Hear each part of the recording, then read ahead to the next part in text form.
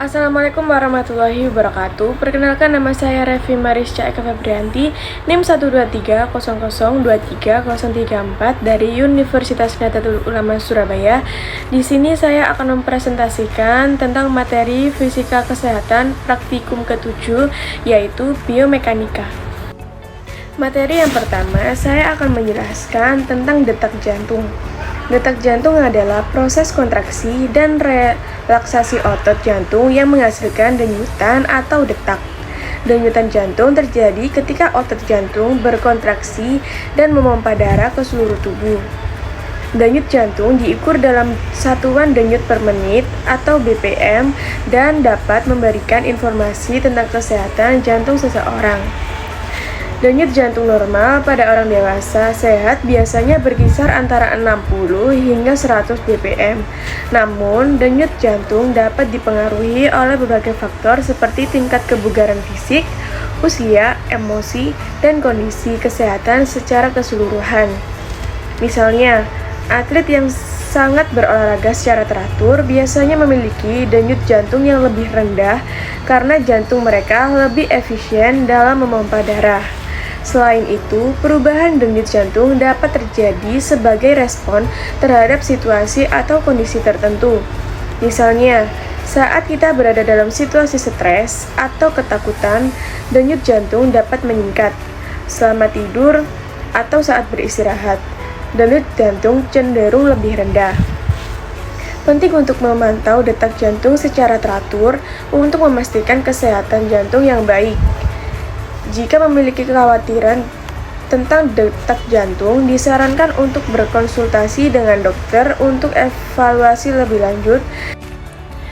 Penting untuk memantau detak jantung secara teratur untuk memastikan kesehatan jantung yang baik. Jika memiliki kekhawatiran tentang detak jantung, disarankan untuk berkonsultasi dengan dokter untuk evaluasi lebih lanjut dan pemeriksaan kesehatan jantung yang lebih mendalam. Yang kedua, saya akan menjelaskan tentang cara menghitung denyut jantung normal, yaitu mengikuti langkah-langkah berikut. Yang pertama, cari tempat yang tenang dan nyaman di mana Anda dapat merasakan rileks. Yang kedua, carilah denyut nadi Anda di tempat yang umum. Untuk merasakan denyut nadi adalah di pergelangan tangan, leher, atau area di belakang lutut. Yang ketiga, tempatkan ujung jari telunjuk dan jari tengah Anda di atas area tempat Anda merasakan denyut nadi. Yang keempat, hitung denyut nadi Anda selama 60 detik. Anda dapat menggunakan stopwatch, jam tangan, atau aplikasi penghitung denyut jantung di smartphone Anda. Yang kelima, catat jumlah denyut nadi yang Anda hitung selama 60 detik. Setelah Anda mendapatkan jumlah denyut nadi selama 60 detik, Anda akan mendapatkan angka denyut jantung per menit atau BPM. Angka ini akan memberikan informasi tentang denyut jantung Anda saat itu. Denyut jantung normal pada orang dewasa sehat biasanya berkisar antara 60 hingga 100 bpm. Penting untuk diingat bahwa denyut jantung dapat bervariasi tergantung pada faktor-faktor seperti tingkat kebugaran fisik, usia, emosi, dan kondisi kesehatan secara keseluruhan. Selanjutnya, materi yang ketiga, saya akan menjelaskan detak jantung normal dapat dipengaruhi oleh beberapa faktor. Yang pertama, ada tingkat kebugaran fisik. Orang yang memiliki tingkat kebugaran fisik yang baik cenderung memiliki denyut jantung yang lebih rendah dalam keadaan istirahat.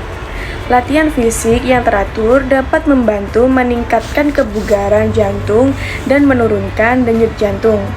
Yang kedua, ada usia. Denyut jantung cenderung menurun seiring bertambahnya usia. Bayi dan anak-anak biasanya memiliki denyut jantung yang lebih tinggi dibandingkan dengan orang dewasa. Yang ketiga, ada emosi dan stres. Emosi yang kuat seperti kecemasan, rasa takut, atau marah dapat meningkatkan denyut jantung. Stres juga dapat mempengaruhi denyut jantung. Yang keempat, ada aktivitas fisik. Ketika Anda melakukan aktivitas fisik, denyut jantung akan meningkat untuk memenuhi kebutuhan oksigen dan nutrisi tubuh yang lebih tinggi. Yang kelima, kondisi kesehatan. Beberapa kondisi kesehatan seperti penyakit jantung, hipertensi, gangguan tiroid, atau gangguan irama jantung dapat mempengaruhi denyut jantung. Obat-obatan tertentu juga dapat mempengaruhi denyut jantung. Yang keenam, ada konsumsi kafein atau stimulan lainnya. Kafein dan stimulan lainnya dapat meningkatkan denyut jantung sementara setelah dikonsumsi. Yang ketujuh, ada suhu lingkungan. Suhu yang tinggi atau rendah dapat mempengaruhi denyut jantung. Penting untuk diingat bahwa denyut jantung dapat bervariasi tergantung pada faktor-faktor ini. Jika Anda memiliki kekhawatiran denyut jantung, Anda disarankan untuk berkonsultasi dengan dokter untuk evaluasi lebih lanjut. Materi yang keempat yaitu beberapa cara yang dapat membantu menjaga detak jantung normal. Antara lain, yang pertama ada tetap aktif secara fisik. Lakukan aktivitas fisik secara teratur seperti berjalan kaki, berlari, bersepeda, atau berenang. Aktivitas fisik dapat membantu memperkuat jantung, meningkatkan kebugaran kardiovaskuler, dan menjaga detak jantung normal. Yang kedua, ada makan makanan sehat. Konsumsi makanan yang seimbang dan kaya akan nutrisi. Pilih makanan yang rendah lemak jenuh, kolesterol, dan sodium. Perbanyak konsumsi buah-buahan, sayuran, biji-bijian, dan protein sehat seperti ikan, kacang-kacangan, dan daging tanpa lemak. Yang ketiga, hindari merokok. Merokok dapat merusak pembuluh darah dan meningkatkan resiko penyakit jantung. Jika Anda merokok, pertimbangkan untuk berhenti dan konsultasikan dengan dokter untuk mendapatkan dukungan yang diperlukan. Yang keempat, kelola stres. Temukan cara untuk mengelola stres seperti meditasi, yoga, pernapasan dalam, atau aktivitas relaksasi lainnya. Stres yang berlebihan dapat mempengaruhi detak jantung.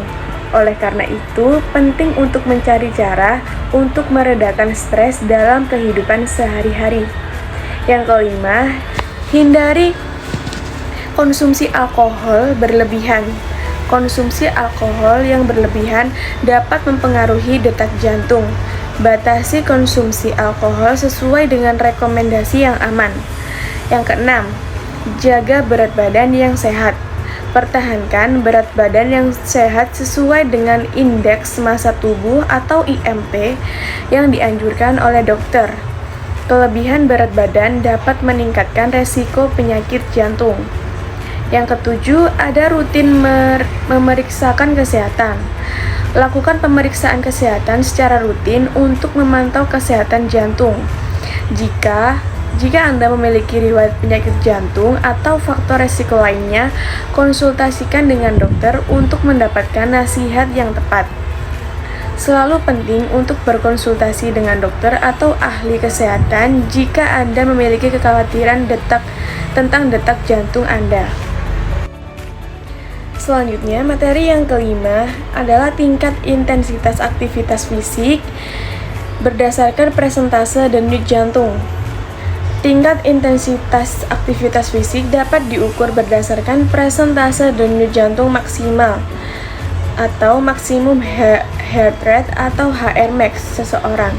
HRmax adalah jumlah denyut jantung maksimal yang dapat dicapai oleh seseorang selama aktivitas fisik. Untuk menghitung HRmax, umumnya digunakan rumus 220 dikurangi usia seseorang. Misalnya, jika seseorang berusia 30 tahun, HRmax mereka akan diperkirakan sekitar 190 bpm, yaitu 220 dikurangi 30. Berikut adalah paduan umum untuk tingkat intensitas aktivitas fisik berdasarkan persentase denyut jantung maksimal. Yang pertama, ada zona pemanasan rendah, yaitu sekitar 50-60 HR max. Aktivitas dengan intensitas rendah seperti berjalan santai atau melakukan yoga ringan. Ini adalah zona pemanasan yang baik sebelum latihan lebih intens atau untuk pemulihan setelah aktivitas fisik yang lebih berat. Yang kedua, ada zona aerobik, sekitar 60-70% HR max. Aktivitas aerobik dengan intensitas sedang seperti berjalan cepat, bersepeda santai, atau berenang. Aktivitas dalam zona ini membantu meningkatkan kebugaran kardiovaskuler dan membakar lemak. Yang ketiga, ada zona latihan aerobik sekitar 70-80% HR max. Aktivitas aerobik dengan intensitas yang lebih tinggi seperti berlari, bersepeda dengan kecepatan tinggi, atau berenang dengan kecepatan tinggi. Aktivitas dalam zona ini membantu meningkatkan daya tahan dan kekuatan jantung. Yang keempat, zona latihan anaerobik sekitar 80-90% HR max. Aktivitas dengan intensitas tinggi seperti sprint atau latihan interval yang intens. Aktivitas dalam zona ini membantu meningkatkan kekuatan dan kecepatan, tetapi perlu hati-hati dan diawasi oleh profesional kesehatan. Yang kelima, zona maksimum sekitar 90-100% HR max. Aktivitas dengan intensitas maksimal seperti lari sprint atau latihan interval yang sangat intens. Aktivitas dalam zona ini biasanya dilakukan dalam waktu singkat dan memerlukan pemulihan yang baik. Penting untuk dicatat bahwa tingkat intensitas dapat bervariasi tergantung pada tingkat kebugaran individu. Juga faktor-faktor seperti usia, kondisi kesehatan, dan obat-obatan tertentu dapat mempengaruhi denyut jantung maksimal seseorang. Selanjutnya, metode yang digunakan adalah metode Carnot-Venn. Rumus Carnot-Venn adalah rumus yang sering digunakan dalam bidang latihan fisik dan rehabilitasi medik. Salah satu variabel pada rumus Carnot-Venn adalah detak jantung maksimum atau HR max, yaitu detak jantung tertentu yang dicapai seseorang saat dia memacu tubuhnya sampai dengan batas ketahanan fisiknya. Pengukuran HR max secara langsung pada seseorang akan menimbulkan beban fisik untuk seseorang, sehingga perlu dipakai suatu rumus tertentu untuk memperkirakan HR max. Bisa dipakai adalah HR max sama dengan 220 dikurangi umur Anda. Contohnya, 220 HR max sama dengan 40 tahun atau umur Anda sama dengan 180. Umur di atas adalah umur pasien. Rumus di atas hanya merupakan pendekatan, tidak selalu secara tepat menentukan HR max. Selain rumus di atas, masih ada beberapa rumus lain dengan akurasi yang berbeda-beda. Secara umum, kelemahan rumus-rumus semacam ini adalah terlalu berpatokan pada umur dan tidak memperhitungkan situasi populasi umum yang ada. Sebagai contoh, HR max untuk seseorang berusia 40 tahun adalah 220 dikurangi 40 sama dengan 180. Selanjutnya, cara menghitung denyut jantung istirahat. Yang pertama, tekan lembut jari Anda sampai Anda merasakan denyut nadi di bawah jari Anda. Yang kedua, hitung denyut nadi Anda selama 15 detik. Kalikan hasilnya dengan 4 untuk mendapat angka denyut nadi istirahat Anda per menit. Contoh, seorang mahasiswa menghitung denyut jantungnya selama 15 detik dengan hasil 17 denyut jantung. Rumusnya adalah jumlah denyut dikali 4, yaitu 17 dikali 4 sama dengan hasilnya 68. Cara menghitung denyut jantung maksimum. Rumusnya yakni 220 dikurangi usia dalam tahun, kemudian hasilnya dikalikan 80%. Contoh, seorang mahasiswa berusia 20 tahun.